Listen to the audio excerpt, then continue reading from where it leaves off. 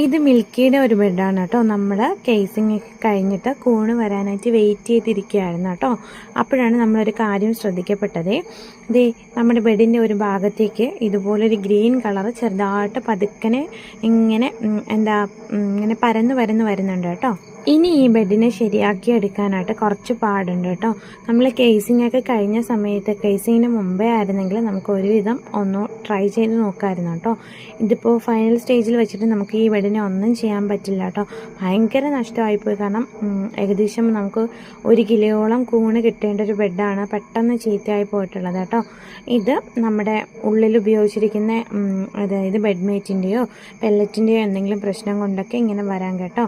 ഉള്ളിൽ നിന്ന് ഇങ്ങനെ ബെഡ് മൈസീലിയം പടർന്ന് പിടിക്കുന്ന സമയത്തൊക്കെയാണ് ഇതുപോലെ ഗ്രീൻ കളർ വരുന്നതെങ്കിൽ അപ്പോഴ് തന്നെ ആ ബെഡിനെ എടുത്ത് നമ്മൾ പുറത്തേക്ക് മാറ്റണം. ഇല്ലെങ്കിൽ മറ്റ് ബെഡുകളെയും കൂടി അത് ബാധിച്ച് മൊത്തത്തിൽ പോകും കേട്ടോ. അപ്പോൾ നമ്മൾ ട്രീറ്റ്മെൻറ്റ് റൂമിൽ ഇടാനായിട്ട് പുതിയ ആൾക്കാർ എത്തിയിട്ടുണ്ട്.